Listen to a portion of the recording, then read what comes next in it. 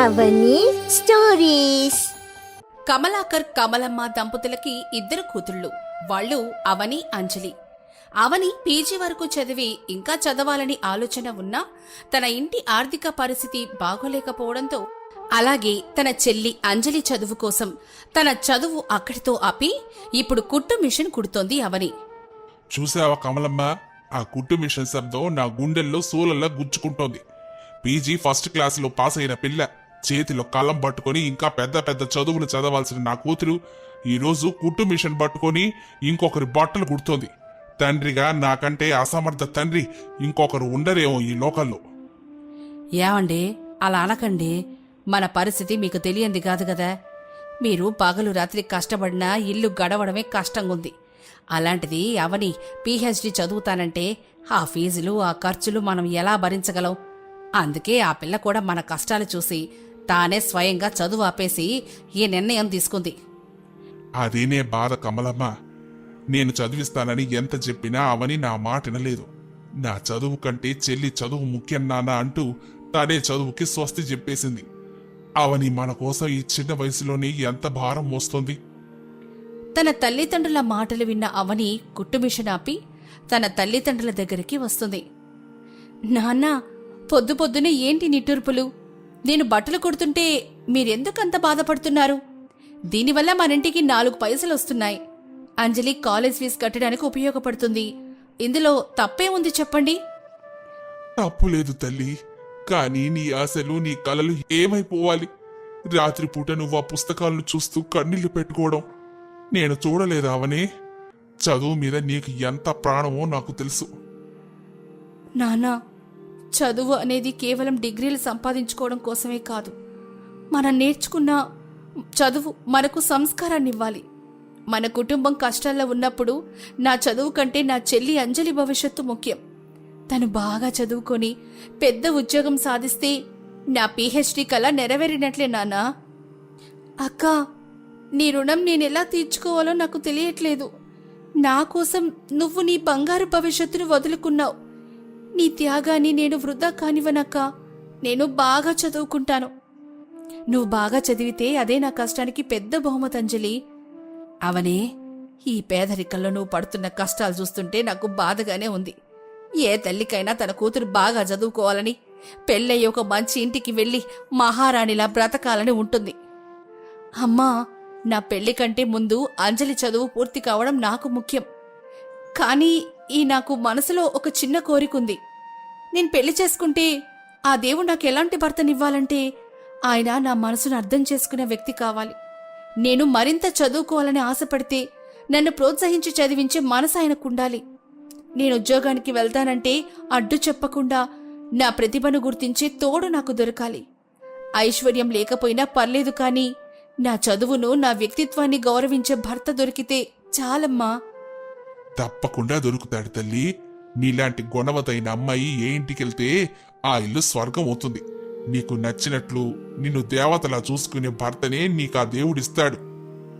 అవని ఇంటి దగ్గర పరిస్థితి ఇలా ఉండగా, ఊరికి కొంత దూరంలో ఉండే ఇంకొక ఊరిలో సురేష్ ఇంట్లో పరిస్థితి మరోలా ఉంది. సురేష్ తల్లి మండోదరి హాల్లో చాలా ఆందోళనగా కూర్చొనుండగా, తండ్రి మాణిక్యం ఆమె పక్కనే కూర్చొనున్నాడు.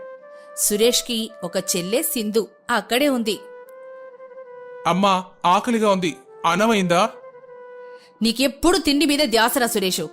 నీడు వాళ్ళందరికీ పెళ్లిళ్ళయి పిల్లలు కూడా పుట్టారు. నీకేమో నీ చిన్నప్పుడు చదువు మీద ఆసక్తి లేదాయే. అప్పుడు చూడు, నీతోటి వాళ్ళు పెద్ద పెద్ద ఉద్యోగాలు చేస్తుంటే నువ్వేమో పొలంలో పని చేస్తూ ఉన్నావు. నువ్వు చేసే పని చూసి నీకు పిల్లనివ్వడానికి కూడా ఏ ఒక్కడు ముందుకు రావట్లేదు.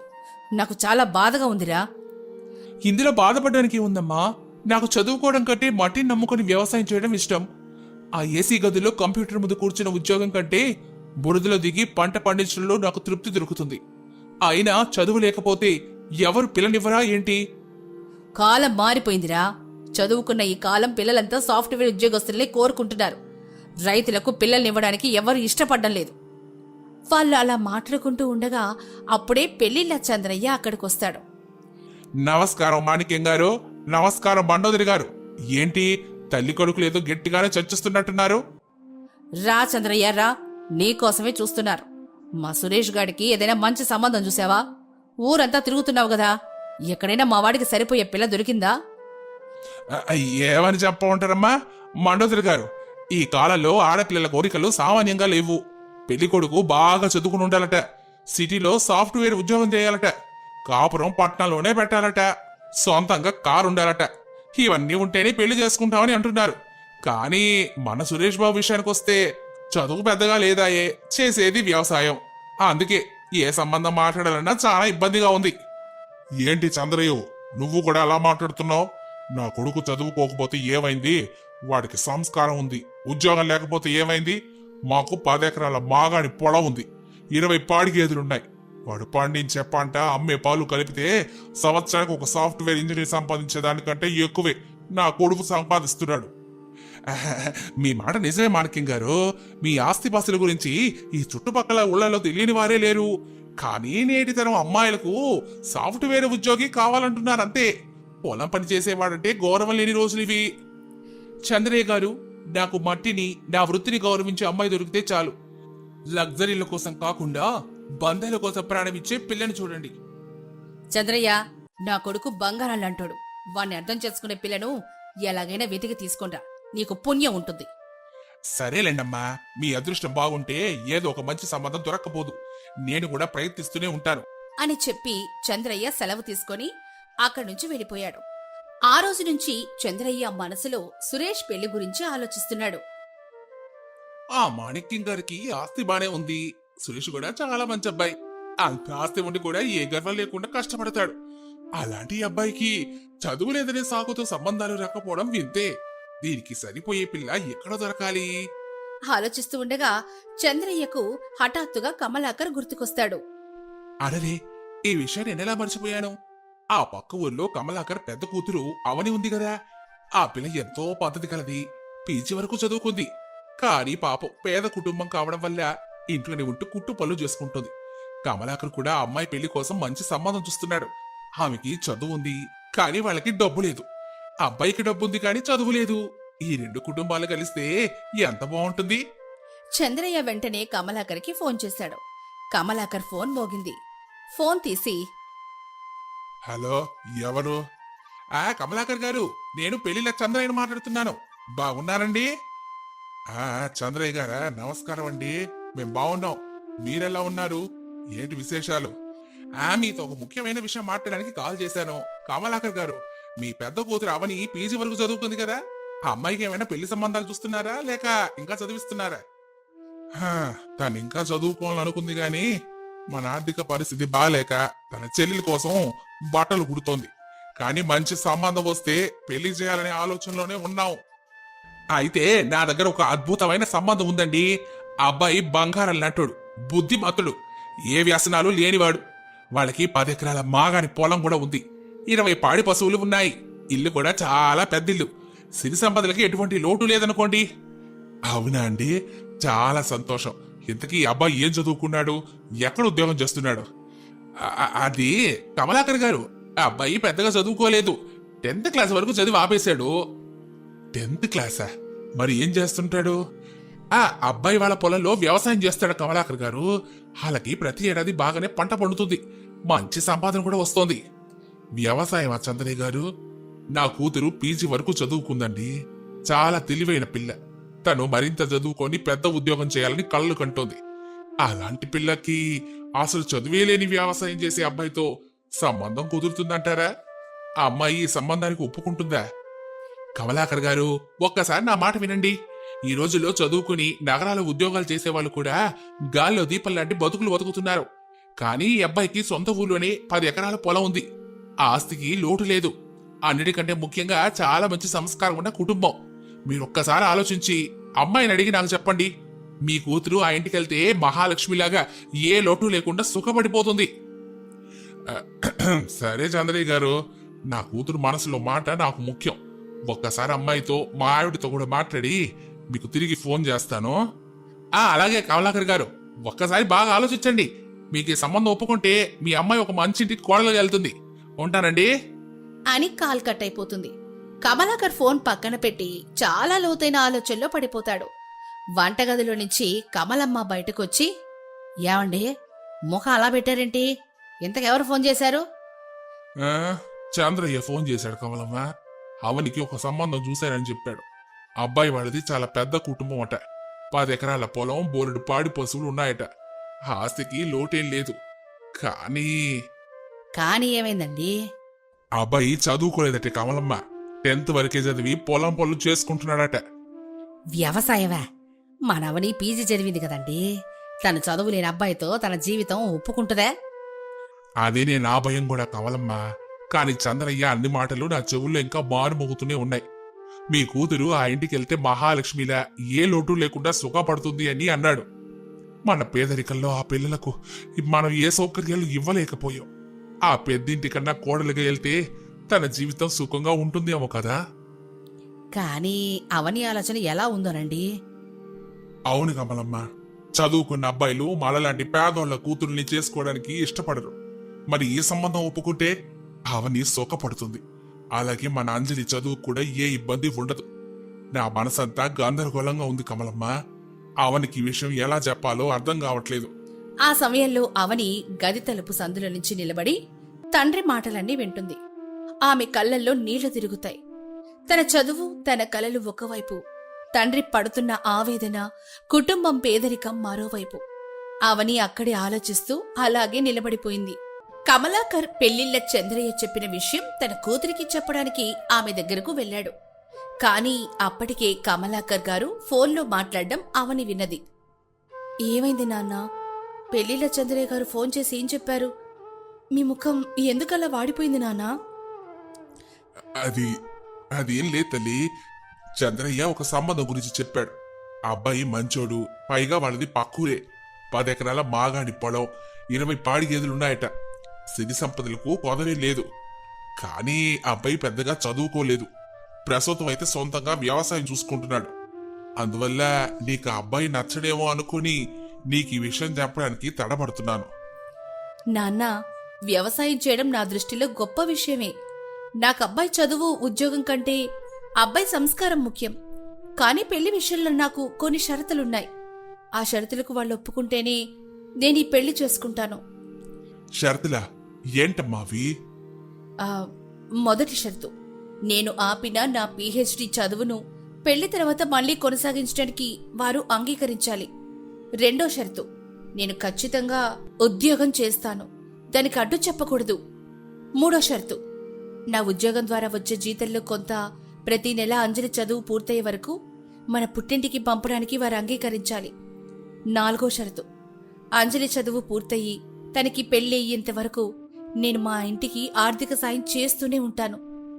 ఈ విషయాల్లో భర్త తరపు వారు ఎలాంటి అభ్యంతరం చెప్పకూడదు. ఈ 4 షరతులకు ఒప్పుకుంటేనే నేను అబ్బాయిని పెళ్లి చేసుకుంటాను. అవని షరతులు విని కమలమ్మ, కమలాకర్ షాక్ అవుతారు. అవనే, ఏం మాట్లాడుతున్నావే? నీ పిచ్చిగానేమన్నా పట్టిందా? పెళ్లి చేసుకుని అత్తారింటికెళ్లే పిల్ల ఇన్ని షరతులు పెడితే ఏ అత్తగారిని ఒప్పుకుంటారా? పైగా వాళ్ళు కోటీశ్వరులే. పెళ్లి తర్వాత పుట్టింటికి జీతం పంపుతానంటే ఏ మొగుడైనా ఊరుకుంటాడా? అవునమ్మా అవని, నీ మంచి మనసు నాకు తెలుసు. మా కష్టాల కోసం నువ్వు నీ సంసార జీవితాన్ని పన్నంగా పెట్టొద్దు తల్లి. మా కష్టం ఏదో మేము పడతాం.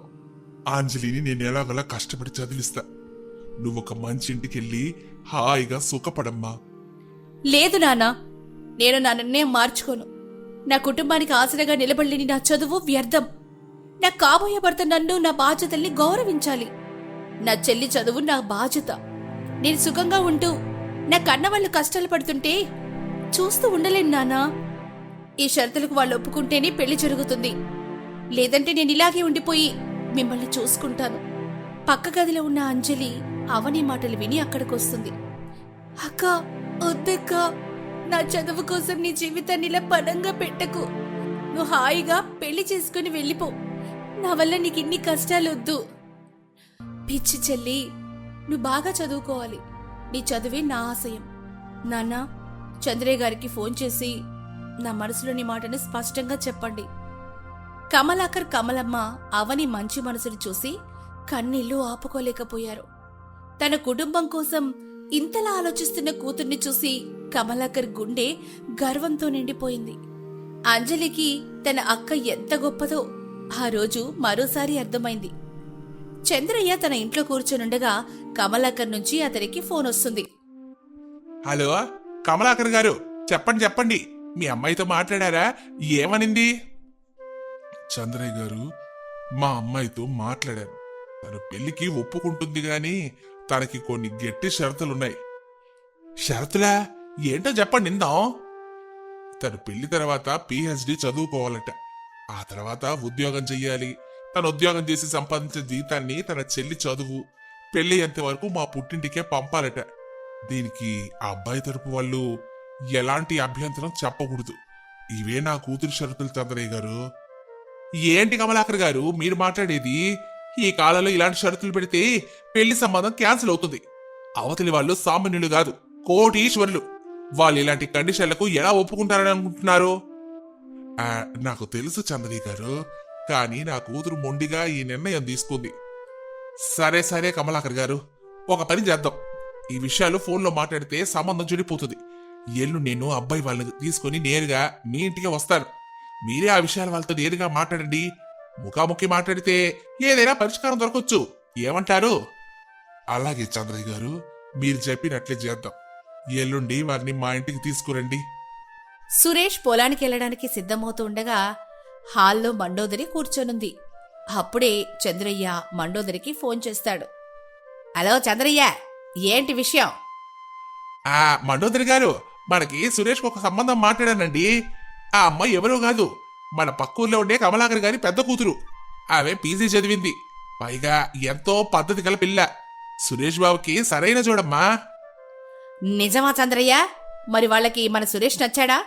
మనది రైతు కుటుంబం కదా, అభ్యంతరం లేదు కదా? అబ్బాయి వ్యవసాయం చేస్తుండడం వాళ్ళకి అభ్యంతరం ఏమీ లేదు గాని ఆ అమ్మాయికి కొన్ని షరతులున్నాయట. ఆ షరతులు గనక మీరు ఒప్పుకుంటేనే సంబంధం ముందుకు సాగుతుంది. షరతులా? ఏంటా షరతులు? అది ఫోన్లో చెప్తే బాగుండదు మండోదరి గారు. ఎల్లుండి ఉదయం మనం నేరుగా వాళ్ళ ఇంటికి వెళ్ళి మాట్లాడదాం. అప్పుడే అన్ని విషయాలు తేలిపోతాయి. సరే సరే చంద్రయ్య, అలాగే చేద్దాం. మండోదరి ఫోన్ పక్కన పెట్టి, ఏవండి, చంద్రయ్య ఫోన్ చేశాడు. సంబంధం ఒకటి దొరికిందట, కానీ ఆ పిల్లకేవో షరతులున్నాయట. కనీసం ఈ సంబంధమైనా మనోడికి కుదిరితే ఎంత బావుండు. మన అబ్బాయి రైతైనా పర్లేదనుకుంటున్నారంటే వాళ్లకు మంచి సంస్కారం ఉన్నట్లే. ఏంటో మమ్మీ, ఈ కాలంలో పెళ్లి కాకుండానే షరతులు పెడుతున్నారంటే ఆ అమ్మాయికి కొంచెం పొగరు ఎక్కువగానే ఉన్నట్టుంది. అయినా మన అన్నయ్య కోసం ఒకసారి వెళ్ళి చూద్దాం. సింధు, మనసులో ఏముందో ముందే చెప్పేవాళ్ళు మంచోళ్ళు. దొంగచాటుగా వ్యవహరించే వాళ్ళకంటే ఇలాంటి వాళ్ళే నయం. 2 రోజుల తర్వాత కమలాకర్ ఇంటికి మాణిక్యం, మండోదరి, సురేష్ మరియు సింధు వచ్చారు. కమలాకర్, కమలమ్మ ఎంతో వినయంగా వారికి నమస్కరించి స్వాగతం పలికారు. రండి రండి మాణిక్యం గారు, దయచేయండి. మా ఇల్లు చాలా చిన్నది, ఏమైనా ఇబ్బంది ఉంటే క్షమించండి. అదే లేదు కమలాకర్ గారు, ఇల్లు చిన్నదైనా మనసులు పెద్దవిగా ఉండాలి. అందరూ కూర్చున్న తర్వాత కమలాకర్ లోపలికి వెళ్లి అవనిని పిలుస్తాడు. అవని ఎంతో పద్ధతిగా తయారయ్యి బయటకొచ్చి కూర్చుంటుంది. సురేష్ ఆమె పద్ధతిని, ప్రశాంతతని చూసి మనసులో ముగ్ధుడయ్యాడు. మాణిక్యం గారు, మండోదరి గారు, ఆ అమ్మాయిని చూశారు కదా. ఇప్పుడు మనం అసలు విషయానికి వద్దాం. కమలాకర్ గారు, అమ్మాయి తన మనసులో ఉన్న షరతులేంటో చెప్తా అంది కదా. అమ్మాయి అవని, నీ మనసులో ఉన్న షరతులేంటో నిర్మోహమాటంగా వీళ్ళకి చెప్పమ్మా. అవని అందరి వైపు ఒకసారి చూసి ధైర్యంగా గొంతు సవరించుకుని మాట్లాడడం ప్రారంభించింది. నమస్కారమండి. పెళ్లి తర్వాత నా జీవితం ఎలా ఉండాలో నేను కొన్ని నిర్ణయాలు తీసుకున్నాను. మొదటిది, నేను ఆపిన నా పిహెచ్డి చదువును పెళ్లి తర్వాత పూర్తి చేయాలి. దానికి మీరంతా అంగీకరించాలి. ఇక రెండోది, నేను ఉద్యోగానికి వెళ్తాను. దానికి భర్తగా సురేష్ గారు అడ్డు చెప్పకూడదు. మూడోది, నా ఉద్యోగం ద్వారా వచ్చే జీతంలో కొంత నా చెల్లి అంజలి చదువు పూర్తయ్యే వరకు మా పుట్టింటికే పంపుతాను. ఇక నాలుగోది, మా చెల్లికి పెళ్ళయ్యేంత వరకు నేను మా తల్లిదండ్రులకు ఆర్థికంగా అండగా ఉంటాను. నా సంపాదనను నా పుట్టింటి వాళ్ళకే వాడుకుంటాను. దీనికి మీ కుటుంబం నుంచి ఎలాంటి అభ్యంతరం ఉండకూడదు. ఇవే నా షరతులండి. అవని మాటలు వినగానే ఆ హాల్లో ఒక్కసారిగా నిశ్శబ్దం ఆవరించింది. మండోదరి మొహం కోపంతో ఎర్రబడింది. సింధు అసహనంగా కదిలింది. మాణిక్యం కూడా కొంచెం ఆశ్చర్యపోయాడు. కాని సురేష్ మాత్రం అవని వంక ఎంతో గౌరవంతో ఆరాధనతో చూస్తున్నాడు. ఏంటమ్మా ఇది? పెళ్లి అనేది 2 కుటుంబాలను కలపడానికి. కాని నువ్వు పెళ్లి కాకముందే నీ సంపాదనంతా పుట్టింటికే ఇస్తానని అంటున్నావు. మరి అత్తగారింటి పట్ల నీకు బాధ్యత ఉండదా? మా ఇంట్లో ఆశలకేం తక్కువ లేదు, కానీ ఇలాంటి కండిషన్లు పెట్టి పెళ్లి చేసుకోవడం వినడానికి చాలా వింతగా ఉంది. అవని గారు, మీ మనసులో మాటని అద్భుతంగా చెప్పారు. ఈ కాలంలో పెళ్ళనగానే లగ్జరీ కార్లు, డైమండ్ నెక్లెస్లు, విదేశీ ప్రయాణాలు కోరుకునే అమ్మాయిలను చాలా మందిని చూశాను. కానీ తన సొంత చదువు మీద ఇంత శ్రద్ధ, తను కన్న కుటుంబం మీద ఇంత బాధ్యతున్న అమ్మాయిని నేను నా జీవితంలో చూడలేదు. మన గురించి మాత్రమే ఆలోచించే ఈ రోజుల్లో కన్న తండ్రి పేదరికాన్ని, చెల్లెలి భవిష్యత్తును గుండెల్లో పెట్టుకుని ఇంత ధైర్యంగా మాట్లాడిన మీ వ్యక్తిత్వానికి నా జోహాలవని గారు. నాకు మీ షరతులన్నీ పూర్తిగా నచ్చాయి. సురేష్ మాటలకు అవని ఆశ్చర్యంతో అతని వైపు చూసింది. ఆమె కళ్ళల్లో ఆనందం ఉంది. చాలా ధన్యవాదాలు సురేష్ గారు. మీరు నన్ను అర్థం చేసుకున్నందుకు సంతోషం. కానీ మీరు కూడా చాలా గొప్పవారండి. ఈ కాలంలో ఏదో ఒక చిన్న సాఫ్ట్వేర్ ఉద్యోగం చేసి పట్నంలో స్థిరపడదామనుకునే యువకులే ఎక్కువ. కాని మీరంత ఆస్తుండి కూడా నేలను నమ్ముకొని రైతుగా మారారు. అసలు రైతును అన్నదాతని ఎందుకంటారో మీకు తెలుసా అండి? అవని అలా అడగడంతో హాల్లో ఉన్న వాళ్లంతా ఒకరి మొక్కలొకరు చూసుకున్నారు. ఎవరికీ సమాధానం తెలియలేదు. వ్యవసాయం అనేది రైతుకు కేవలం ఒక వ్యాపారం కాదు. వర్షాలు పడినా, కరువొచ్చినా అన్నింటికీ ఓర్చుకొని పంట పండిస్తాడు. తను ఆకలితో ఉన్న ప్రపంచానికి ఆకలి తీరుస్తాడు. ఆకలి తీర్చేవాడు దేవుడితో సమానం. అందుకే రైతును అన్నదాత అంటారు. అవని చెప్పిన వివరణకు మాణిక్యం గారు ఎంతో గర్వంగా చప్పట్లు కొట్టారు. చంద్రయ్య కూడా ఆనందంతో ఊగిపోయాడు. ఎంత బాగా చెప్పావమ్మా అవని. నా కొడుకు వ్యవసాయం చేస్తుంటే లోకం హేళన చేసింది, కానీ నువ్వు వాడి వృత్తిలోని గొప్పతనాన్ని ఎంత అద్భుతంగా వివరించావు. అందరూ అవని మాటల్ని అభినందిస్తుంటే అప్పుడు మండోదరి మనసులో మాత్రం అలజడి మొదలైంది. సింధు కూడా అవని వైపు కోపంగా చూసింది. కాని పైకి మాత్రం మౌనంగా ఉండిపోయింది. కమలాకర్ గారు, ఆ అమ్మాయి చాలా బాగా మాట్లాడిందండి. మేం మా ఇంటికెళ్ళి ఒకసారి అందరం కూర్చొని ఆలోచించి మా నిర్ణయం మీకు తెలియజేస్తాము. అలాగేనమ్మా, మీ నిర్ణయం ఏదైనా మాకు సమ్మతమే. అలా చెప్పి మాణిక్యం కుటుంబం అక్కడి నుంచి సెలవు తీసుకుని తమ ఇంటికి బయలుదేరింది. ఇంటికి చేరుకున్నాక మాణిక్యం, మండోదరి, సురేష్, సింధు హాల్లో సమావేశమయ్యారు. ఏవండి, నాకు ఆ సంబంధం అస్సలు నచ్చలేదు. పెళ్లి కాకముందే అమ్మాయి ఇన్ని కండిషన్లు పెడితే పెళ్లి తర్వాత మనల్ని అస్సలు లెక్క చేయదు. అవును డాడీ, ఆ అమ్మాయి చాలా ఓవర్ స్మార్ట్ గా బిహేవ్ చేస్తుంది. అన్నయ్యకు అస్సలు సెట్ అవ్వదు. మీరు తప్పుగా ఆలోచిస్తున్నారు సింధు.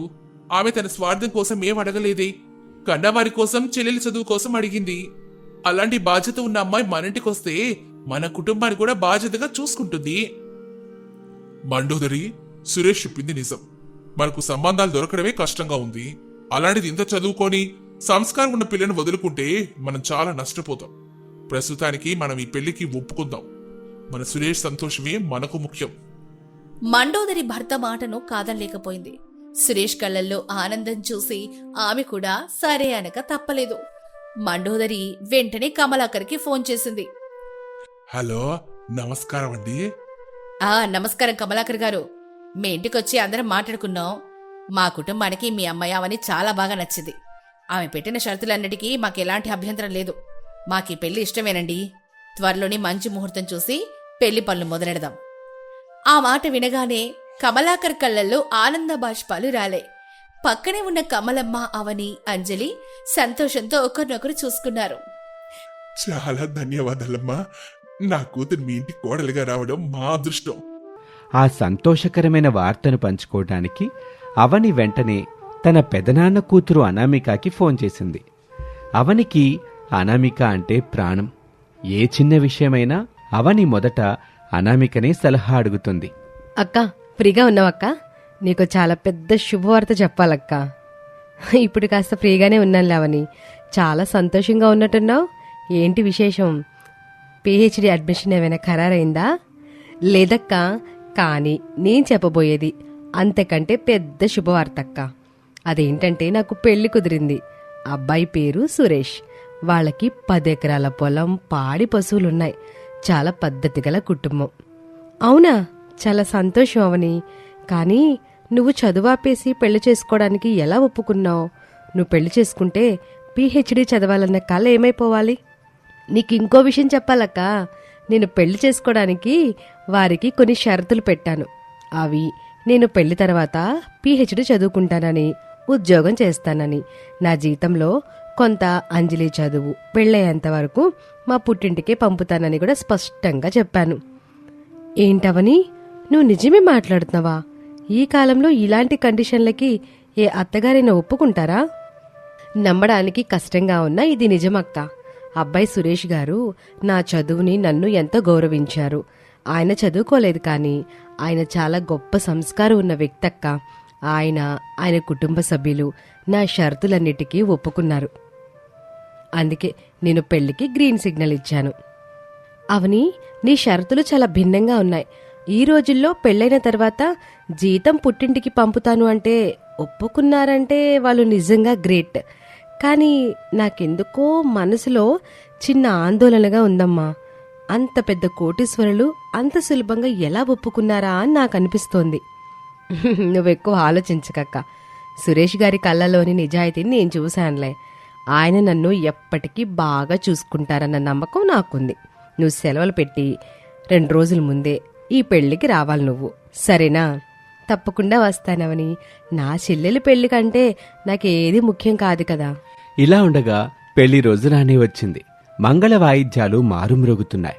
పెళ్లి కూతురుగా అవని, పెళ్లి కొడుకుగా సురేష్ పెళ్లిపీటల మీద కూర్చున్నారు.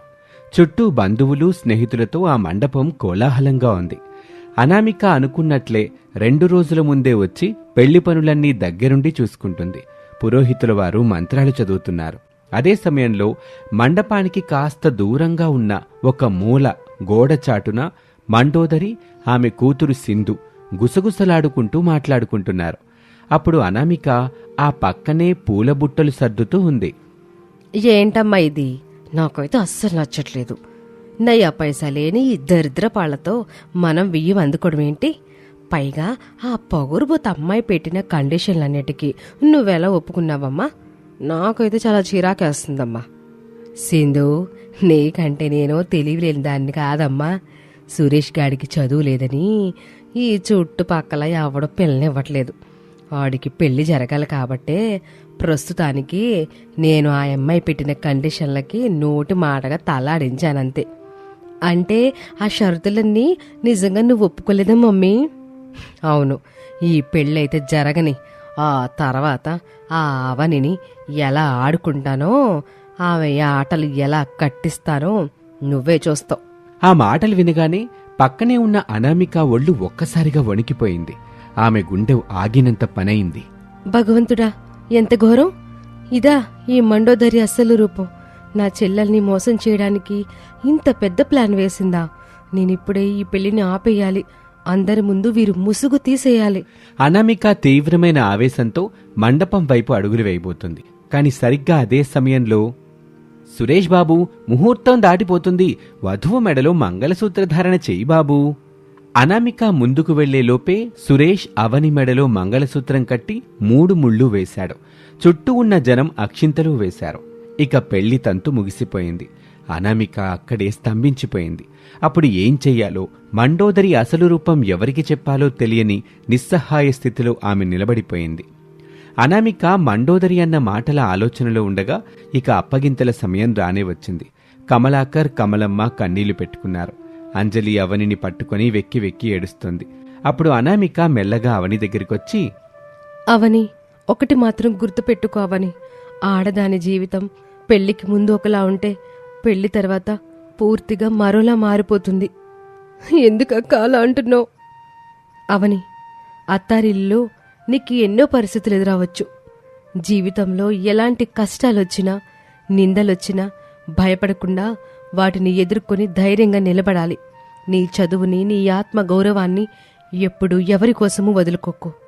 నీకెప్పుడైనా ఒంటరిగా అనిపించినా, మానసికంగా బలహీనంగా అనిపించినా వెంటనే ఈ అక్కకి ఫోన్ చేయవని. నేను నీకెప్పుడు అండగా ఉంటాను. అలాగే అక్క, నేను వెళ్తాను. అవని సురేష్తో కలిసి కారెక్కి అత్తారింటికి బయలుదేరింది. కారు వెళ్తున్నంతసేపు అనామిక ఆందోళనగా చూస్తూనే ఉండిపోయింది. ఇక అత్తగారింట్లో అడుగుపెట్టిన మొదటి రోజు నుంచే అవని చాలా బాధ్యతగా నడుచుకుంటుంది. తెల్లవారుజామునే లేచి ఇంటి పనులు వంట పనులు తానే ఒంటరిగా చేస్తుంది. మండోదరి సింధు కూర్చొని చూస్తున్నారే తప్ప ఏ పనిలోనూ అవనికి వాళ్లు సహాయం చేయటం లేదు. ఒకరోజు ఉదయం అవని వంటింట్లో పనులన్నీ పూర్తి చేసి హాల్లోకి వచ్చింది. అప్పుడు మండోదరి సింధు ఇద్దరూ హాల్లోనే ఉన్నారు. అత్తగారు, వంట ఇంటి పని అంతా అయిపోయింది. అన్నం కూర హాట్ బాక్సులో పెట్టేశాను. మా వారికి మావయ్య గారికి కావలసినవన్నీ సిద్ధం చేశాను. ఈరోజు నా పిహెచ్డి క్లాసెస్ ప్రారంభమవుతున్నాయి. నేను కాలేజ్కి వెళ్ళి వస్తానండి అత్తయ్య గారు. అవని అలా చెప్పగానే మండోదరి సింధు ఒకరి మొహం ఒకరు చూసుకున్నారు. కాలేజీకి వెళ్తావా ఏంటవని? పెళ్ళై 4 రోజులైనా కాలేదు, అప్పుడే కాలేజ్ అంటూ బయలుదేరావు. ఎంతవరకు నువ్వు చదివిన చదువు చాలు. ఇక నువ్వు కాలేజీకి వెళ్ళి ఏం చేస్తావు? అందుకే చదువు గిదువు అనే ఆలోచనలు మాని ఈ ఇంటి సేవ చేసుకో, నీకు పుణ్యం వచ్చుద్ది. అవును దినా, పెళ్ళైన కొత్త కోడలు ఇంట్లో ఉండి అత్త మామల్ని చూసుకోవాలి గాని ఈ కాలేజీలు ఈ చదువులేంటో నాకు అస్సలు అర్థం కావట్లేదు. మండోదరి సింధు మాటలకి అవని ఒక్కసారిగా షాక్ తినింది. తన అత్తగారి నుంచి ఇలాంటి మాటల్ని ఊహించని అవనికి ఆమె కాళ్ల కింద భూమి కంపించినట్లయింది.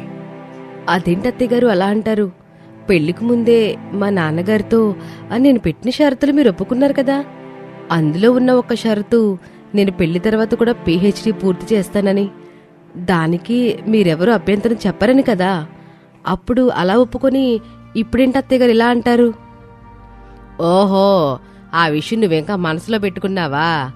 అప్పుడేదో మా సురేష్కి పెళ్లి కావడానికి మాట వరస కట్ట ఒప్పుకుంటే దాన్ని పట్టుకొని ఇప్పుడిట ఏలాడుతున్నావా?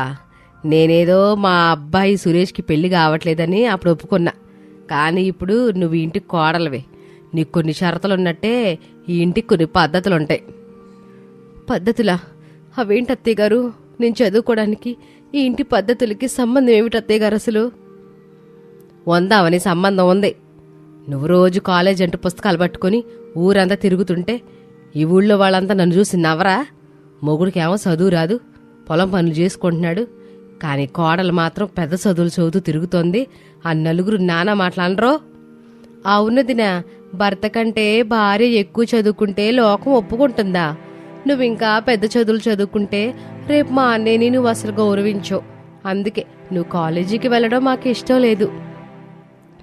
లేదు సింధు, నేనెంత గొప్ప చదువు చదివినా మా ఆయన్ని నేనెప్పుడూ గౌరవిస్తాను. నేను చదువుకుంటే మా వారి విలువ తగ్గదు, పెరుగుతుంది. అత్తయ్యగారు, ప్లీజ్ నన్ను అర్థం చేసుకోండి. నా కలలని ఇలా ఆపేకండి. అప్పుడే సురేష్ బయట పొలం పనుల కోసం వెళ్తూ హాల్లోకొచ్చాడు. అవని కళ్ళల్లో నీళ్లు చూసి అతను కంగారు పడ్డాడు. ఏంటమ్మా, ఏమైంది? అవనెందుకు ఏడుస్తుంది? తనని మీరేమన్నా అన్నారా? ఏవండి, మీరే నాకు న్యాయం చేయాలి. అత్తయ్యగారు నన్ను కాలేజీకి వెళ్ళొద్దంటున్నారు, నన్ను చదువు ఆపేయమంటున్నారండి. పెళ్లికి ముందు ఒప్పుకున్న మాటలన్నీ మాట వరుసకి చెప్పిన మాటలని అంటున్నారు. ఏంటమ్మా ఇది? పెళ్లికి ముందే మనం అవని చదువు గురించి మాట్లాడుకున్నాంగా. తన షరతులన్నింటికీ మనం ఒప్పుకున్నాం కదా. మరిప్పుడు తను కాలేజ్కి వెళ్తానంటే తన చదువుకి ఎందుకు అడ్డుపడుతున్నావు? మాటిచ్చి తప్పటం మన పద్ధతి కాదు కదమ్మా. నోర్మీ సురేష్, నీకేం తెలీదు. నువ్వు అమాయకుడివి, లోక జ్ఞానం లేదు నీకు. మొగుడు చదువుకోకుండా భార్య పెద్ద చదువులు చదువుతుంటే లోకం ఎంత ఘోరంగా మాట్లాడుద్దు నాకు తెలుసు. రేపు ఆ మాటలు నేను పడలేను. అందుకే ఈ లోకం మాటల నుండి తప్పించుకోవడానికే నేనిట్ట మాట్లాడుతున్నా. లోకం మాటలతో మనకేం పనమ్మా? అవని ఎంత తెలివైందో మనకు తెలుసు కదా. అయినా తను చదువుకుంటే మన కుటుంబానికే కదా గౌరవం. నేను అవని చదువుకి పూర్తి మద్దతిస్తున్నాను. తను కాలేజ్కి వెళ్తుంది. సురేష్, నేనెంత చెప్పినా నీకు అర్థం అవ్వట్లేదా? నా మాట కాదని ఈ అవని గనక ఇల్లు దాటి అడుగు బయట పెడితే ఈ రోజు నుండి ఈ ఇల్లు రణరంగం అవుద్ది. జాగ్రత్త. నేను చెప్పినట్టంటావో లేక నీ భార్య మాట అంటావో నువ్వే తేల్చుకో. అమ్మా, ఎంత మాట అన్నావు? అవని చదువుకుంటే ఇల్లు రణరంగం అవటం ఏంటమ్మా? తనేమైనా తప్పు చేస్తుందా? మనమే కదా పెళ్లికి ముందే తను చదువుకోవటానికి ఒప్పుకున్నాం. మరిప్పుడెందుకమ్మా మాట మారుస్తున్నావు? సురేషు, నీకెన్నిసార్లు చెప్పాలరా? అప్పుడు ఒప్పుకుందే కేవలం నీకు పెళ్లి జరగాలని స్వార్థంతోటి. కానీ ఈరోజు ఈ ఊర్లో నా ప్రతిష్ట నాకు ముఖ్యం. పొలం పనులు చేసుకునే మొగుడి పక్కన పీహెచ్డీ చదివే కోడలు నాకు వద్దురా. అవునన్నయ్య, అమ్మ చెప్పేది నిజమే కదా. నువ్వు రోజంతా బురదలో కష్టపడుతుంటే ఈమె మాత్రం కాలేజీలంటూ క్లాసులంటూ తిరగాల ఏంటి? అప్పుడు నిన్ను చూసి ఈ ఊరంతా నవ్వరా? నోరు మూసిందు. నేను చదువుకోలేదనే భావం నాకు లేదు. నా భార్య నాకంటే ఎక్కువ చదువుకుంటే నాకు గర్వమే. అమ్మా, ఈరోజు అవని ఖచ్చితంగా కాలేజ్కి వెళ్తుంది. నేను తనని పంపిస్తాను. సురేషో, నా మాట దాటి ఏమే గడప దాటిందా? నా మాటకి ఈ ఇంట్లో విలువ లేదని భావిస్తాను. అప్పుడు ఈ ఇంట్లో నేనుండను. నేనెళ్ళాక నువ్వు నీ భార్యతో హాయిగా ఉండు. తన చదువు వల్ల తల్లి కొడుకుల మధ్య గొడవ రావటం అవనికి ఏమాత్రం ఇష్టం లేదు. వెంటనే, ఏవండి, నా కోసం అత్తయ్యగారితో మీరు గొడవ పడకండి. మీ అమ్మగారి మనసు నొప్పించి నేను కాలేజీకి వెళ్ళలేను. ఈరోజు నేను ఇంట్లోనే ఉంటాను. అవని, ఏం మాట్లాడుతున్నావు నువ్వు? నీ చదువు నీ ప్రాణం అన్నావు కదా. మరిప్పుడు మా అమ్మ మాట నువ్వెలా ఒప్పుకుంటున్నావు? పర్వాలేదులేండి, ఇప్పుడే కదా నేను ఈ ఇంట్లోకొచ్చాను. నా వల్ల తల్లి కొడుకులు విడిపోవడం నాకిష్టం లేదు. అత్తయ్యగారు, మీరన్నట్లే ఈరోజు నేను కాలేజీకి వెళ్ళడం లేదు. మీ మనసుని నేను నొప్పించను. అప్పుడు మండోదరి, సింధు ఒకరినొకరు చూసుకుని గర్వంగా నవ్వుకున్నారు. తమ పంతం నెగ్గినందుకు మండోదరి మొహంలో విజయోత్సాహంతో నిండి ఉంది. చూశావా సురేషు, నీ భార్యకున్న బుద్ధి కూడా నీకు లేదు. దానికి తెలుసు ఏది ముఖ్యం ఏది కాదు అని. అవని, వెళ్ళు వంటగదిలో గిన్నెలున్నాయి, సర్దుపో. అవని బాధతో వంటగది వైపు వెళ్ళింది. సురేష్ ఇక ఏం చేయాలో అర్థం కాక నిస్సహాయంగా నిలబడిపోయాడు. ఆ రోజు రాత్రి అవని కిటికీ పక్కన నిలబడి ఆకాశం వైపు చూస్తూ ఉంది. సురేష్ నెమ్మదిగా ఆమె దగ్గరకొచ్చి, అవని, నన్ను క్షమించు. నీకిచ్చిన మాటని నేను నిలబెట్టుకోలేకపోయాను. నా కళ్ళ ముందే నా తల్లి నీ చదువు నాపేస్తుంటే నేనేమీ చేయలేకపోయాను. అయ్యో, ఇందులో మీ తప్పే ఉంది. మీరు నా కోసం మీ అమ్మతో అంతలా పోరాడారు కదా, అదే నాకు 10,000. నా స్వార్థం కోసం మీ కుటుంబంలో గొడవలు రావడం నాకిష్టం లేదు. లేదవని, ఈరోజు నాకు చాలా దారుణంగా అనిపిస్తోంది. నీలాగే నేను కూడా బాగా చదువుకొనుండుంటే ఇప్పుడు లోకం ఏమనుకుంటుందోనని భయం మా అమ్మకుండేది కాదు. నా చదువు తక్కువ కాబట్టే దాన్ని సాకుగా చూపిస్తూ నీ చదువు నాపిస్తున్నారు. మొదటిసారి నేను చదువుకోనందుకు నాకు బాధగా ఉంది. అలా అనకండి మీరు. మీ మనసులో ఉన్న మంచితనం, ఎదుటివారిని గౌరవించే మీ గుణం ఏ డిగ్రీ ఉన్న వాళ్లకైనా రావు. మీ చదువు తక్కువైనా మీ సంస్కారం చాలా గొప్పది. మీకు చదువు లేదని ఆ అపరాధ భావన మీ మనసులో నుండి తీసేయండి. అవని, నేను చదువుకోకున్నా నువ్వు పీహెచ్డీ పట్టా సంపాదించడం నా కల. నువ్వు అధైర్యపడకు. నిన్ను నేను ఎలాగైనా చదివిస్తాను. మా అమ్మ మనసుని మార్చడానికి నేను ఏదో ఒకటి చేస్తాను. మీ తోడుంటే నాకే కష్టమైనా సులువుగానే అనిపిస్తుందండి. మరుసటి రోజు మధ్యాహ్న సమయం మండోదరి, సింధు పడుకున్నారు. అవని పెరట్లోకొచ్చి అనామికకి ఫోన్ చేసింది. హలో అవని, ఎలా ఉన్నావు? కొత్త కాపురం ఎలా సాగుతోంది? కాలేజ్కి వెళ్తున్నావా? అక్క, పెళ్లికి ముందు వాళ్ళు ఒప్పుకున్న షరతులన్నీ ఒట్టి అబద్ధాలక్క. నిన్న నన్ను కాలేజ్కి వెళ్ళొద్దని అత్తయ్యగారు నాతో గొడవ పడ్డారు. నేను కాలేజ్కి వెళ్తే ఇంట్లో నుండి వెళ్తానని భీష్మించుకొని ఆమె కూర్చుందక్క. నాకు తెలుసవని, ఆ మండోదరి, సింధు ఎంత దుర్మార్గులో నాకు పెళ్లి రోజే వాళ్ల గురించి అర్థమైంది. వాళ్ళు పెళ్లి ముందే నీ మీద కుట్ర పన్నారు. మరి మీ ఆయన నీకు మద్దతుగా నిలబడుతున్నాడా లేక వాళ్ళ మాటని వింటున్నాడా? అక్క, ఆయన చాలా మంచివారు. నా కోసం ఆయన తన తల్లితో కూడా గొడవ పడ్డారు. అవని, సురేష్ మంచోడే కావచ్చు, కానీ భర్త మంచివాడైతే సరిపోదు. నువ్వొక పని చెయ్యమ్మా, నీ చదువుని ఎట్టి పరిస్థితులను ఆపుద్దావని. వాళ్ళు కాలేజ్కి వెళ్ళొద్దన్నారు కానీ నిన్ను చదవద్దనలేదు కదా. అంటే ఏం చేయమంటావక్క? నువ్వు కాలేజ్కి వెళ్లకుండానే ఇంట్లోనే ఉంటూ ఆన్లైన్ క్లాసెస్ విని సిలబస్ పూర్తి చేయి. పరీక్షల సమయానికి సురేష్ సహాయంతో హాల్ టికెట్ తెప్పించుకుని పరీక్షలు రాయి. నీ ప్రతిభని వాళ్ళకి చూపించు. అప్పుడు నీ అత్తకి నీ విలువేంటో తెలుస్తోంది. అంతవరకు ధైర్యంగా ఉండు. అనామిక మాటలు అవనిలో కాన్ఫిడెన్స్ని పెంచాయి. అక్క, నువ్వు చెప్పింది నిజం. నేను ఇంట్లోనే ఉండి చదువుకుంటాను. నా ఆత్మగౌరవాన్ని కోల్పోనక్క. థ్యాంక్స్ అక్క. అవని ఇంట్లో ఉండి చదువుకోవటం మొదలుపెట్టింది. అవని అలా చదువుకోవటం మండోదరి, సింధుకి నచ్చలేదు. దాంతో వాళ్ళు అవనికి అసలు ఖాళీ సమయం ఇవ్వకూడదని ఆమెను చదవకుండా చేయటమే వారి ప్రధాన లక్ష్యంగా పెట్టుకున్నారు. ఇంట్లో అన్ని పనులు అవనికే చెప్పటం మొదలుపెట్టారు. ఒకరోజు పెరట్లో, వదినా, ఈరోజు పని మనుషులు రాలేదు. కొంచెం ఏమీ అనుకోకుండా నువ్వు ఆ గేదెల పాకంతా కడిగి పెడతవా? పర్వాలేదులే సింధు, ఈ పనులు నాకేం కష్టం కాదు. వ్యవసాయ కుటుంబంలో ఇవన్నీ సహజమే కదా. అవనే ఆ పనులన్నీ అయిపోయాక మళ్ళీ వంటింట్లోకెళ్ళి పిండి రుబ్బాలి, పిండి వంటలు చెయ్యాలి. కాస్త తొందరగా కానివ్వు. అలాగే అత్తయ్యగారు. అవని తన అత్తగారు సింధు వల్ల రోజంతా పనులన్నీ చేస్తూనే ఉంటుంది. ఒకరోజు అర్ధరాత్రి సురేష్ తండ్రి మాణిక్యం మంచినీళ్లు తాగడానికి వంటింటి వైపు వెళ్తున్నాడు. హాల్లో లైట్ వెలుగుతూ ఉండటం ఆయన గమనించాడు. ఆయన మెల్లగా వచ్చి చూసేసరికి అవని అక్కడ పగలు చేసిన పనుల అలసట వల్ల పుస్తకాల మీదే నిద్రపోతుంది. అప్పుడు అవనిని చూసి మాణిక్యం గారి గుండె కరిగిపోయింది. చదువు కోసం ఇంతలా కష్టపడుతున్న ఆ పిల్లని చూసి ఆయన కళ్ళల్లో నీళ్లు తిరిగాయి. ఆయన నెమ్మదిగా గదిలోకి వెళ్లి సురేష్ని నిద్రలేపాడు. ఒరేయ్ సురేష్, ఒకసారి బయటకు రారా. ఏమైంది నాన్నా, ఈ టైంలో ఎందుకు లేపావు? ఒకసారి బయటకొచ్చి చూడు. సురేష్ తండ్రితో కలిసి హాల్లోకొచ్చాడు. అక్కడ నిద్రిస్తున్న అవనిని చూసి సురేష్ కళ్ళల్లో నీళ్లు తిరిగాయి. చూశావా సురేషు, మన ఇంటి కోడలు పగలు మీ అమ్మ సింధు చెప్పే పనులన్నీ చేసి రాత్రిపూట ఇలా నిద్ర లేకుండా చదువుకుంటుంది. అసలు మీ అమ్మ అవనిని కాలేజ్కి వెళ్ళొద్దని ఎందుకు ఆపిందిరా? నాన్న, నాకు చదువు తక్కువ కాబట్టి అవని కూడా చదువుకోవద్దు అంటుంది నాన్న అమ్మ. అవని చదువుకుంటే లోకం ఏమనుకుంటుందోనని అమ్మ భయపడుతుంది. రేపు ఉదయమే దీనికో పరిష్కారం చెప్తాను. ముందు నువ్వు అవనిని గదిలోకి తీసుకెళ్ళు. ఇక మరుసటి రోజు ఉదయం హాల్లో మాణిక్యం, మండోదరి, సురేష్, సింధు కూర్చుని ఉన్నారు. అవని అందరికీ కాఫీలిచ్చి పక్కన నిలబడింది. మండోదరి, నాకొక విషయం తెలియాలి. మన కోడలు అవని కాలేజ్కి ఎందుకని వెళ్ళటం లేదు? అది ఏముంది, తనే ఇంట్లో చదువుకుంటానని కాలేజీకి వెళ్ళడం లేదు. నేనేమి తన్ను వద్దనలేదుగా. అబద్ధాలు చెప్పకు మండోదరి. నువ్వు సింధు కలిసి ఆ పిల్ల చదువును ఆపాలని చూస్తున్నారు. పెళ్లికి ముందు ఇచ్చిన మాటను తప్పటం పద్ధతి కాదు. రాత్రిపూట ఆ పిల్ల నిద్ర లేకుండా దీపం వెలుతురులో ఎంత కష్టపడి చదువుకుంటుందో నా కళ్ళతో నేను చూశాను. అది కాదు డాడీ, అన్నయ్య చదువుకోలేదు కదా. మరి వదిన పెద్ద చదువులు చదువుతుంటే ఆ ఊళ్ళో వాళ్ళు... నోరు ముయిసిందో. ఊళ్ళో వాళ్ళు మాట్లాడే ప్రతి మాటకి మనం మన ఇంటి కోడలి జీవితాన్ని బలి చెయ్యాలా?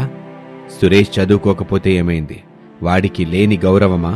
కోడలు చదువుకుంటే మన కుటుంబానికే కదా గౌరవం. మండోదరి, నేను చెప్తున్నాను, అవని రేపటి నుంచి కాలేజ్కి వెళ్తుంది. దీనికి అడ్డు చెప్పే ధైర్యం ఈ ఇంట్లో ఎవరికైనా ఉందా? యావండి, మీరంతా నన్ను ఒంటరిదాన్ని చేస్తున్నారు. నా కొడుకు నా మాట వినడం. ఇప్పుడు మీరు నా మాటకి విలువివ్వట్లేదు. మండోదరి అలా అనేసరికి హాల్లో ఒక్కసారిగా నిశ్శబ్దం ఏర్పడింది. అమ్మా, మనమేమీ తప్పు చేయటం లేదు కదమ్మా. అలాంటప్పుడు ఎవరో ఏదో అంటారని మనం భయపడమెందుకు? ఊరివాళ్ళు మనల్ని చూసి నవ్వాల్సిన అవసరం వాళ్ళకే ఉంది. అలా అంటావేంటి సురేషు? నీ చదువు అవని చదువు కంటే తక్కువ కదా. అయితే ఏమవుతుందమ్మా? ఒక భర్తగా నా భార్యను చదివించుకునే బాధ్యత నాది. నా చదువు తక్కువ అని వెక్కిరించే వాళ్ళున్నప్పుడు మొగుడే స్వయంగా పెళ్ళాన్ని చదివిస్తున్నాడు, ఎంత మంచివాడో అని కూడా అనుకునే వాళ్ళు ఉంటారు కదమ్మా. అందుకే ఎవరో ఏదో అంటారని మనం అవని ఆశల మీద నీళ్లు చల్లకూడదమ్మా. సురేష్ చెప్పిన సమాధానానికి మాణిక్యం కళ్ళల్లో ఆనందం వెళ్లివిరిసింది. అవని సురేష్ వైపు ఎంతో కృతజ్ఞతతో, ప్రేమతో చూసింది. మండోదరి, ఇప్పుడు నీకేమీ అభ్యంతరం లేదు గదా? సురేష్ మాటల్లో నిజం ఉంది. ఇక నీ నోటి నుంచి ఎలాంటి మాటలు రాకూడదు. సురేష్ చెప్పిన మాటలకి మండోదరి దగ్గర ఎలాంటి సమాధానం లేదు. ఆమె కోపంతో, అవమానంతో ఊగిపోతూ తన గదిలోకి వెళ్లిపోయింది. అవని, రేపటినుంచి మనిద్దరం కలిసి కాలేజ్కి వెళ్తున్నాం. చాలా థ్యాంక్స్ అండి. నా జీవితంలో మీలాంటి గొప్ప తోడు నాకు దొరకడం నా అదృష్టం. ఏవండి, నా కళలన్నీ కూలిపోయాయనుకున్న సమయంలో మీరు మళ్ళీ నన్ను కాలేజీ మెట్లు ఎక్కేలా చేశారు. నా కళ్ళల్లో ఈ వెలుగుకి కారణం మీరే. ఇందులో నా గొప్పతనం ఏముందవని? నీకు చదువుకోవాలని పట్టుదలుంది. ఒక భర్తగా నీ కలల్ని సాకారం చేయడం నా బాధ్యత. మా అమ్మ ఏదో కోపంలో అలా మాట్లాడింది గాని అమ్మ మనసు చెడ్డది కాదు. కాలక్రమేణా తానే నేను అర్థం చేసుకుంటుందిలే. మీ మంచితనమే మిమ్మల్ని అలా మాట్లాడిస్తోంది.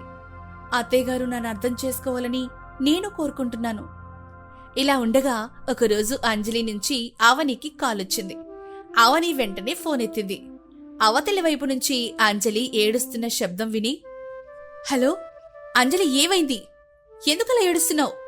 ప్లీజ్ చెప్పు అంజలి. అక్క అక్క కాలేజీలో ఫైనల్ ఎగ్జామ్స్ ఫీజు కట్టడానికి రేపే ఆఖరి రోజక్క. 15,000 రూపాయలు కట్టాలి. నాన్నగారు డబ్బుల కోసం ఊరంతా తిరిగారక్క.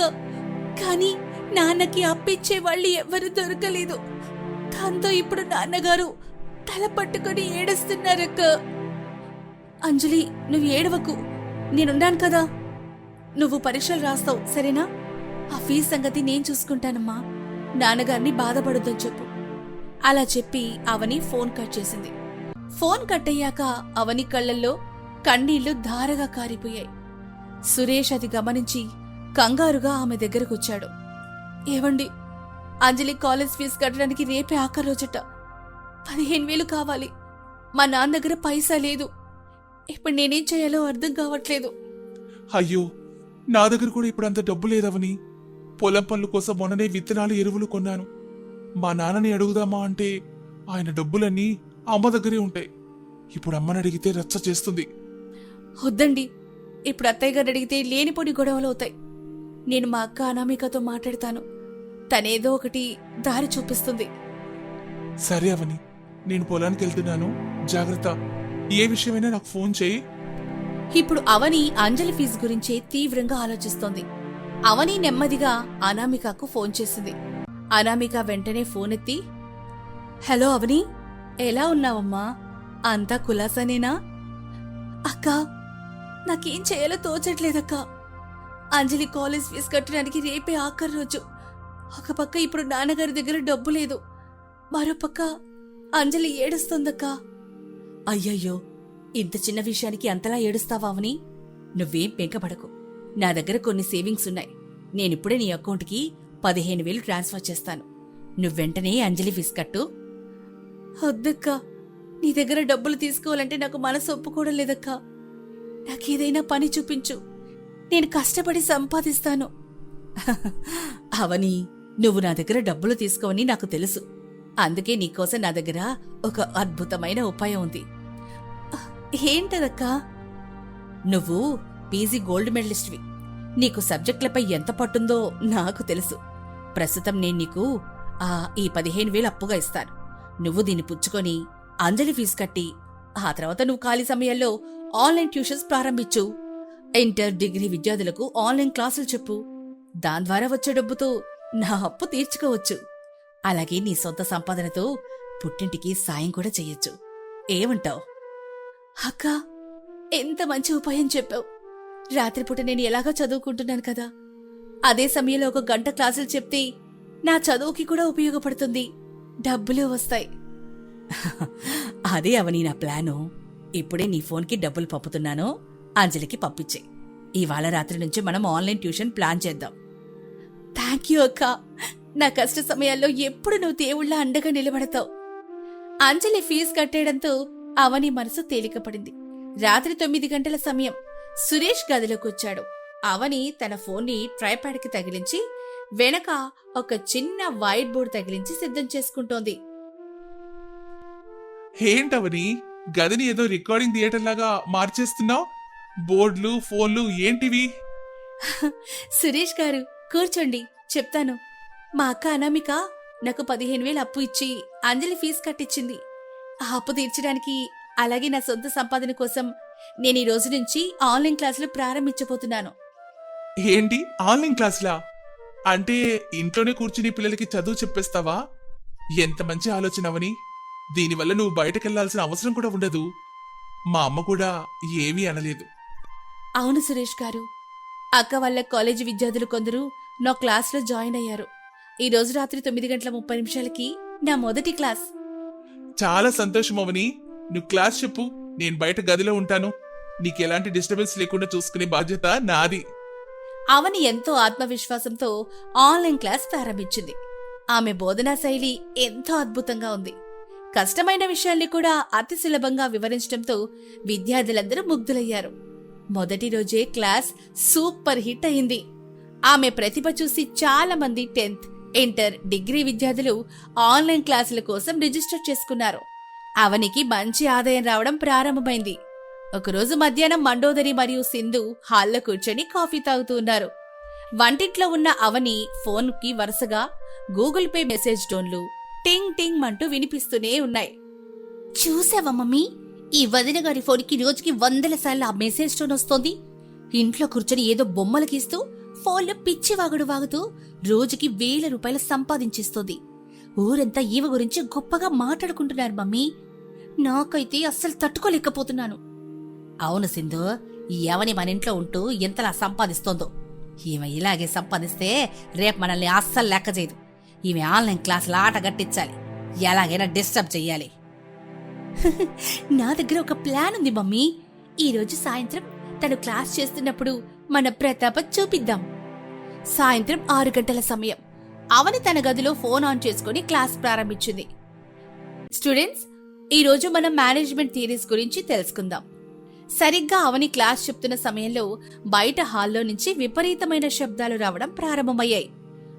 మమ్మీ, మసాలా దంచనా లేక పిండి రుబ్బనా?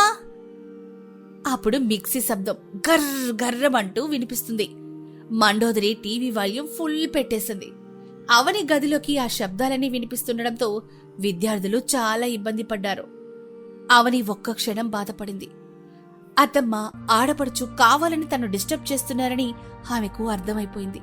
కాని అవని తెలివైంది. ఆమె కోపడకుండా ప్రశాంతంగా ఆలోచించింది.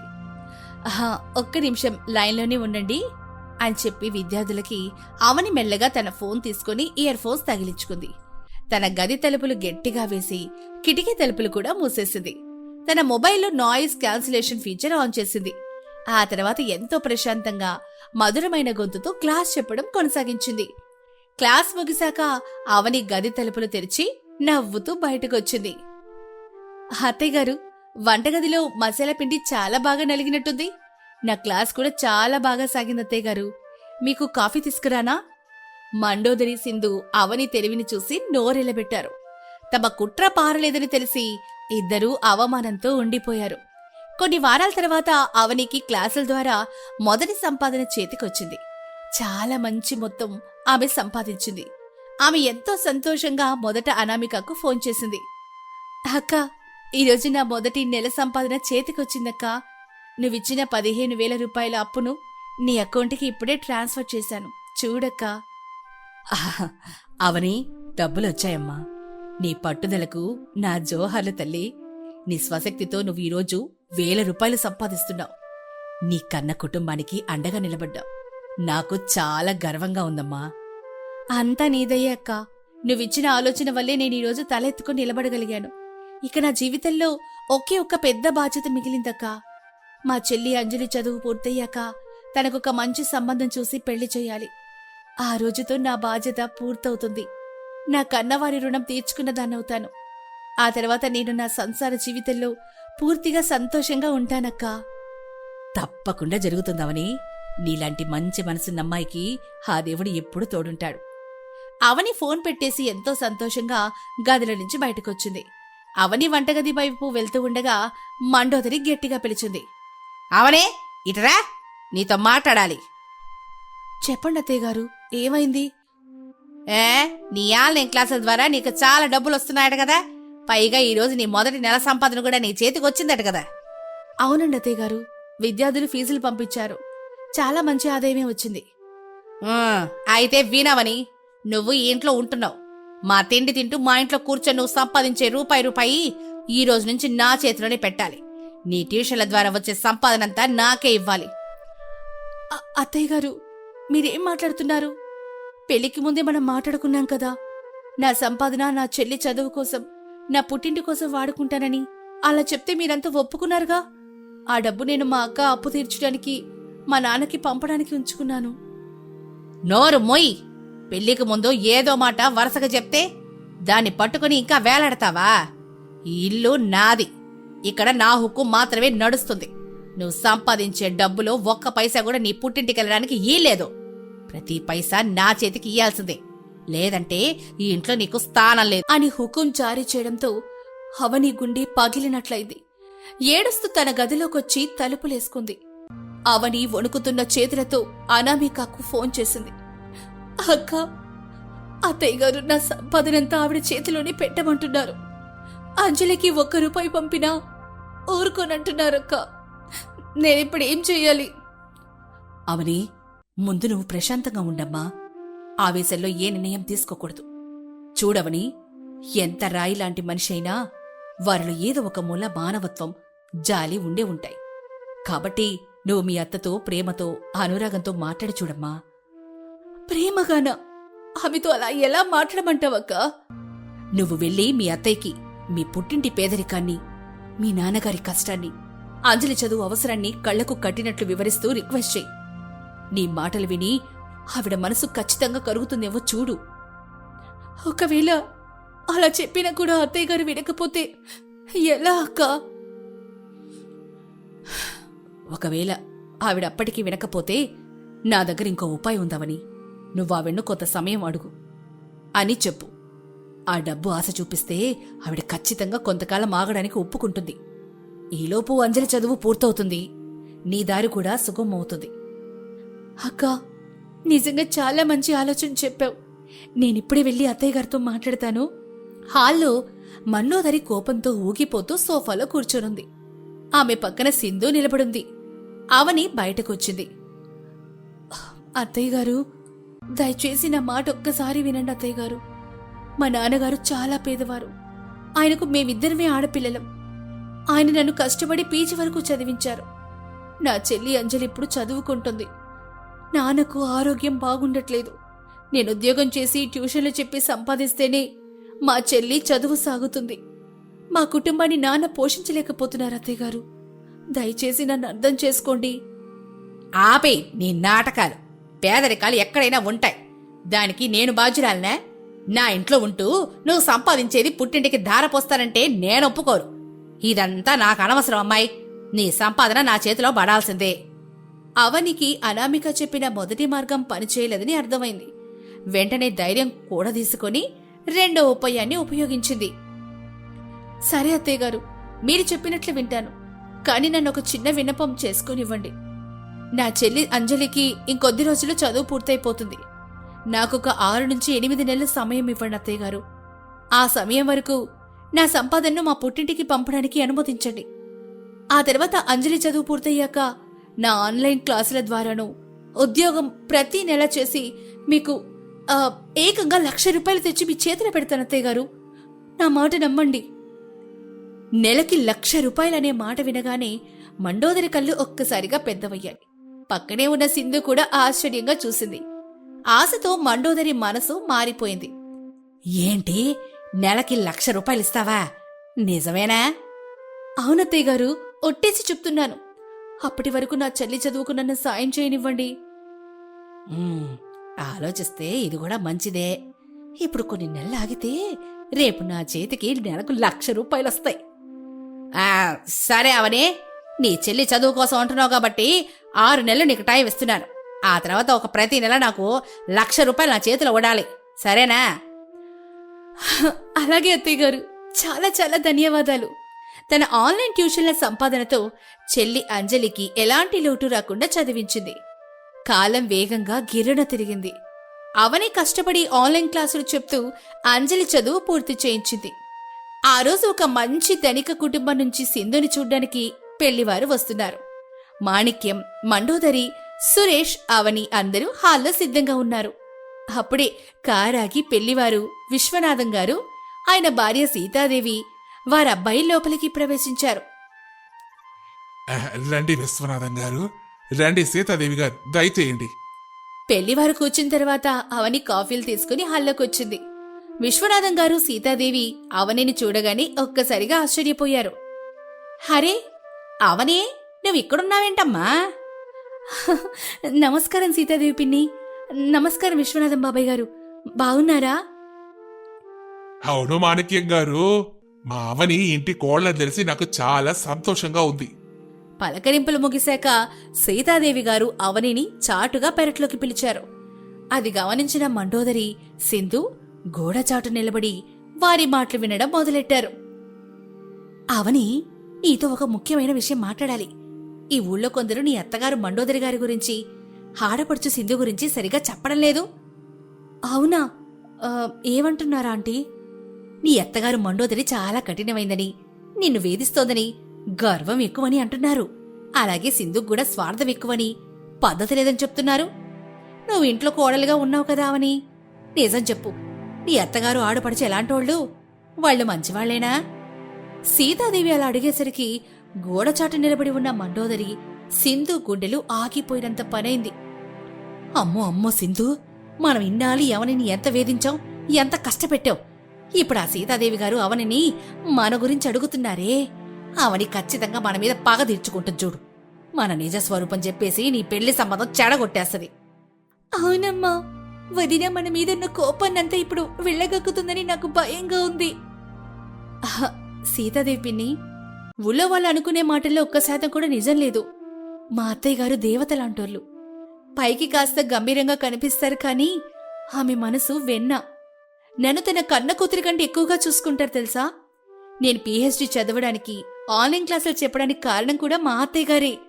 ఆమె నాకు పూర్తి స్వేచ్ఛనిచ్చారండి.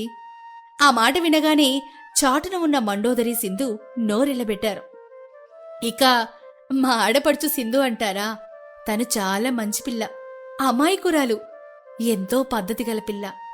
ఈ ఇంట్లో నేను అడుగుపెట్టినాటి నుంచి నన్ను ఒక అక్కలా గౌరవిస్తోందండి. సింధు లాంటి గుణవతైన కోడలు మీ ఇంటికి దొరకడం మీ అదృష్టం. ఎలాంటి అనుమానం లేకుండా ఈ సంబంధానికి ఒప్పుకోండి. అవని మాటలోని ఉదారత, క్షమాగుణం చూసి సీతాదేవి గారి ముఖం ఆనందంతో వికసించింది. ఎంత మంచి మాట చెప్పావమ్మా అవని, చదువుకున్న పిల్లవి. నువ్వు చెప్పావంటే ఇంక నాకు ఎలాంటి సందేహాలు లేవు. ఈ సంబంధాన్ని మేము ఒప్పేసుకుంటున్నాం. గోడచాటున ఉన్న మండోదరి సింధు కళ్ళలో నుంచి కన్నీళ్లు కారిపోయాయి. తమ స్వార్థం ముందు అవని సంస్కారం ఎంత గొప్పదో వారికి ఆ క్షణంలో బోధపడింది. పెళ్లివారు పెళ్లి గొప్పుకొని ముహూర్తాలు మాట్లాడుకొని సంతోషంగా వెళ్ళిపోయారు. అప్పుడే మండోదరి సింధు నెమ్మదిగా అవని దగ్గరికి వెళ్లి ఇలా అంటారు. నన్ను క్షమించమ్మా అవని, నన్ను క్షమించు. మనిషి రూపంలో ఉన్న రాక్షసిని నేను. నువ్వు ఇంటికి వచ్చిన నాటి నుంచి నీ చదువుని ఆపాలని చూశాను, నీ సంపాదనను లాక్కోవాలని చూశాను. నిన్ను నరక యాతన పెట్టానమ్మా. అవును వదినమ్మా, నిన్ను ప్రశాంతంగా చదువుకొనివ్వకుండా నేను టీవీలు మిక్సీలు వేసి డిస్టర్బ్ చేశాను. నేను ప్రతి క్షణం అవమానించాను వదినా. అద్దగా నేను హింసించినా మా గురించి ఈరోజు ఆ పెళ్లి వారు అడిగినప్పుడు తప్పుగా చెప్తావని అనుకున్నానమ్మా. కాని నువ్వు మా పరువుని కాపాడు. మా అత్తయ్య దేవత, మా ఆడుపడుచు బంగారమని మా గుణాన్ని ఆకాశానికి ఎత్తేశావు. నీ ముందు నిలబడే అర్హత కూడా మాకు లేదమ్మా అవని. నువ్వు మనిషివి కాదమ్మా, దేవతవి. వారి మాటలకి అవని కళ్ళల్లో నీళ్లు తిరిగాయి. అత్తయ్యగారు, అనుబంధాల మధ్య చిన్న చిన్న పొరపాట్లు సహజం. మీపై నాకు ఎలాంటి ద్వేషం లేదత్తయ్యగారు. కోడలిగా మీ పరువును కాపాడుకోవడం నా బాధ్యత. గతాన్ని మర్చిపోదాం అత్తయ్యగారు. అప్పుడే హాల్లోకొచ్చిన సురేష్, మాణిక్యం గారు ఈ దృశ్యాన్ని చూసి ఆశ్చర్యపోయారు. సురేష్ కళ్ళల్లో ఆనంద బాష్పాలు రాలాయి. చూసావా మండోదరి, చదువుకున్న కోడలంటే కేవలం పుస్తకాలు చదవడం కాదు, కుటుంబాన్ని కలిపుంచడం, శత్రువులను కూడా తన మంచితనంతో జయించడమని మన అవని నిరూపించింది. అవని, నా భార్యగా నువ్వు ఇంటికి రావడం నా పూర్వజన్మ సుకృతం. కొంతకాలం తర్వాత ఒకరోజు కళ్యాణ మండపం మంగళ వాయిద్యాలతో కలకలలాడుతోంది. సురేష్ కుటుంబం అంతా ముందుండి నిలబడి పెళ్లి పనులు చూసుకుంటోంది. కాని అక్కడ జరిగేది సింధు పెళ్లి మాత్రమే కాదు, అవని చెల్లి అంజలి పెళ్లి కూడా. అవును, అవని తన అత్తగారు మండోదరి మరియు భర్త సురేష్ల పూర్తి సహకారంతో పీజీ పూర్తి చేసి ప్రొఫెసర్ అయింది. ఆమె తన పుట్టింటి అప్పులు తీర్చి అంజలిని చదివించింది. ఇంతలో అంజలికి మంచి సంబంధం కుదిరింది. ఇక మండపంలో అవని తండ్రి కమలాకర్, తల్లి కమలమ్మ కళ్లల్లో సంతోష బాష్పాలు కారుతున్నాయి. అనామిక పక్కనే నిలబడి అవని వైపు గర్వంగా చూస్తోంది. మాణిక్యం గారు, మండోదరి గారు, నా పేదరికం వల్ల నా కూతురికి ఏమీ ఇవ్వలేకపోయాను. కానీ నా కూతురి చదువును, ఆమె బాధ్యతను గుర్తించి నా చిన్న కూతురి పెళ్లిని కూడా మీ సొంత ఇంటి పెళ్లిలా జరిపిస్తున్నారు. మీ రుణం ఎలా తీర్చుకోవాలో తెలియడం లేదు. అలా అనకండి కమలాకర్ గారు. మీ అవని మా ఇంటి మహాలక్ష్మి. ఆమె మా ఇంట్లో అడుగు పెట్టాకే మా ఇల్లు స్వర్గం అయింది. ఆమె చదువు, సంస్కారమే ఈరోజు మా కుటుంబాన్ని, మీ కుటుంబాన్ని ఇలా నిలబెట్టాయి. పెళ్లిపీటల మీద అంజలికి తాళి కట్టి సమయం వచ్చింది. అంజలి, సింధు ఇద్దరి పెళ్లిళ్లు ఒకే మండపంలో వైభవంగా జరుగుతున్నాయి. అవని సురేష్ పక్కన నిలబడి ఆనందంగా అక్షింతలేసింది. అవని, మీ పిహెచ్డి పూర్తయిపోయింది. ప్రొఫెసర్ ఉద్యోగం వచ్చింది, చెల్లి పెళ్లి కూడా అయిపోయింది. మరిప్పుడు మీ తదుపరి లక్ష్యం ఏంటో? నా తదుపరి లక్ష్యమా, నన్ను నమ్మిన నా భర్తను, నన్ను కన్న తల్లిలా చూసుకుంటున్న నా అత్తయ్యను, నా కుటుంబాన్ని జీవితాంతం బాగా చూసుకోవడమే. సురేష్, అవని ఒకరినొకరు చూసుకొని చిరునవ్వు చిందించారు.